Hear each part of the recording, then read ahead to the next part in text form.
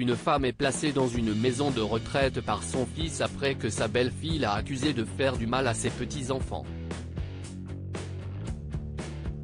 Un jour, un homme mystérieux l'a sauvée.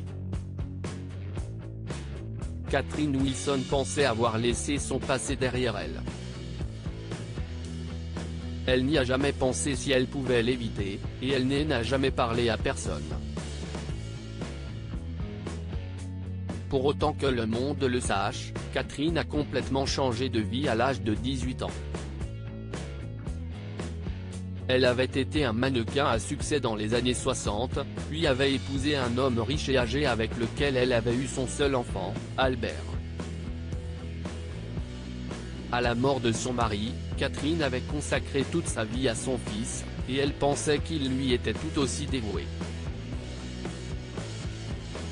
Mais elle s'est trompée. Albert a épousé une femme que Catherine n'aimait pas particulièrement, mais pour le bien de son fils, elle s'est montrée aimable avec elle. Après quelques années de mariage, Albert a annoncé que sa femme Maureen et lui attendaient leur premier enfant. Catherine était ravie, mais son fils a eu une requête à lui faire. « Maman, je voulais te demander. Je sais que c'est important, mais peux-tu vendre ta maison pour que Maureen et moi puissions acheter notre propre maison? Nous voulions une maison avec un jardin, avec un petit cottage dans le jardin pour toi, et nous avons trouvé l'endroit parfait. Tu vas l'adorer. » Mais Albert, a protesté Catherine. « Je ne veux pas abandonner ma propre maison. La nouvelle maison serait la tienne. Je n'aurai plus rien. Maman, » s'est écrié Albert, choqué. « Tu sais que je prendrai toujours soin de toi. Je te promets que je serai toujours là pour toi. Tu seras près de nous et tu nous aideras à élever les enfants. Ce sera parfait. Mais bien sûr, ce n'était pas le cas. Maureen n'aimait pas plus Catherine que Catherine n'aimait Maureen et les deux femmes se disputaient fréquemment, surtout au sujet des deux enfants du couple. Catherine les gâtait et Maureen protestait. « Si est ma maison », s'est écrié Maureen. « Tu fais ce que je dis. Ta maison ?» lui a répondu Catherine en hurlant. « Qui a payé cette maison? Moi. » Les choses se sont rapidement dégradées à partir de ce moment-là, et Maureen a commencé à se plaindre de Catherine auprès d'Albert. Maureen a dit à Albert que Catherine a donné à leur fils aîné Marc des cacahuètes auxquelles il était allergique. Albert a confronté sa mère. « Maman, tu mets la vie de Marc en danger. » « Mais je ne lui ai pas donné de cacahuètes », s'est écrié Catherine. « Je ne ferai jamais ça. » Mais Albert, même s'il la croyait, estimait qu'il devait se ranger du côté de sa femme, la mère de ses enfants. « Je vais devoir te placer dans un foyer, maman, » a dit Albert. « Si est allé assez loin. Un foyer ?» a demandé Catherine, étonnée. «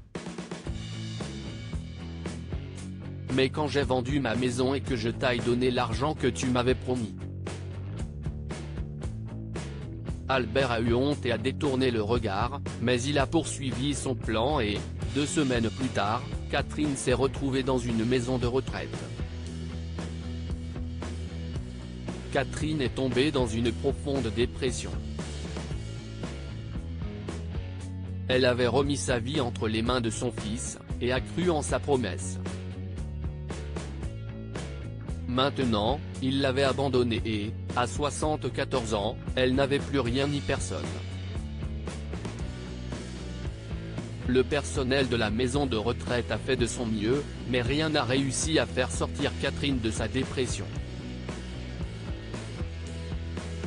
Un jour, l'une des infirmières est venue voir Catherine. « Madame Wilson, il y a quelqu'un ici pour vous. » Pour vous chercher. Catherine a levé la tête. Albert ? A-t-elle demandé avec espoir. Mon fils ? L'infirmière a secoué la tête. Non, un autre homme. Un certain M. Torrance. Torrance ? A murmuré Catherine. Mais, avant qu'elle n'ait pu dire un mot de plus, un grand et bel homme d'une soixantaine d'années est entré.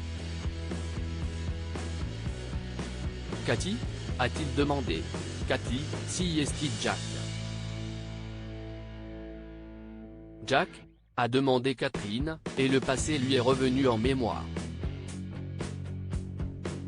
Soudain, elle avait de nouveau 18 ans, se tenait dans le couloir d'un orphelinat, et devant elle se trouvait un petit garçon de 8 ans, le visage inondé de larmes. Tu reviendras, n'est-ce pas Cathy ? A-t-il sangloté. Tu le promets ? Oui, avait promis Catherine en serrant son petit frère dans ses bras. Dès que j'aurai un travail et un logement, je viendrai te chercher.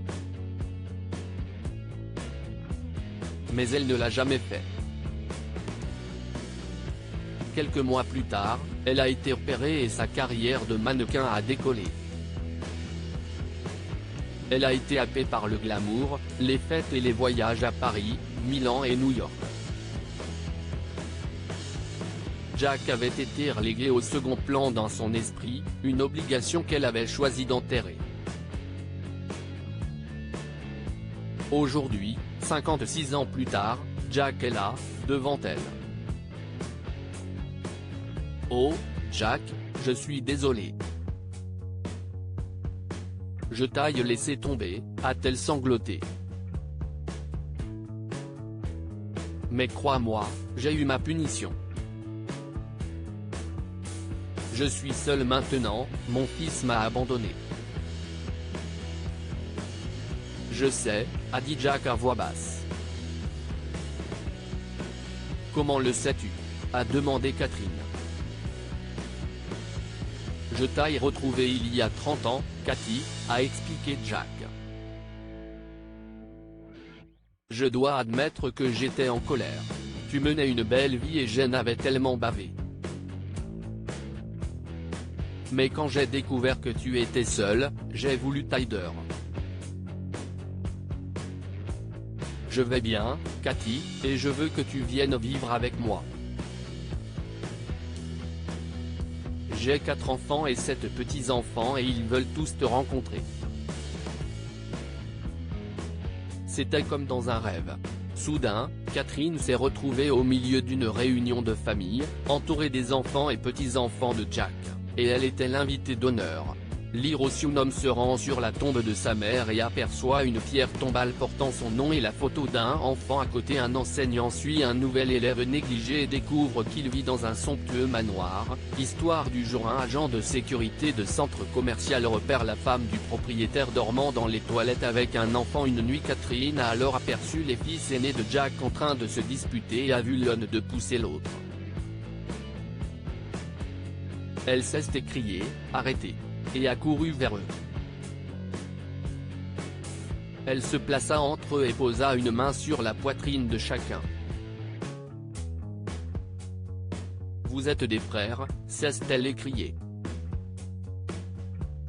Il m'a fallu 56 ans pour me rendre compte de la force de ce lien, et ce furent 56 années gâchées, 56 années où je n'ai pas eu mon frère dans ma vie.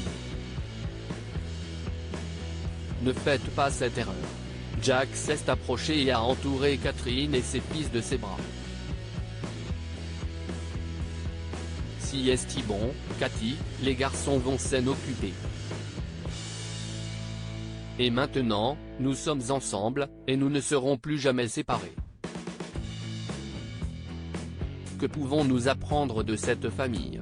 Ne laissez pas tomber vos proches, car en fin de compte, tout ce qui compte, si est-il la famille. Catherine a découvert des années plus tard que son seul soutien était le frère qu'elle avait abandonné. Le pardon nous guérit et efface la douleur. Jack a pardonné à Catherine et cela lui a permis de devenir un homme meilleur et plus heureux. Partagez cette histoire avec vos amis. Elle pourrait égayer leur journée et les inspirer.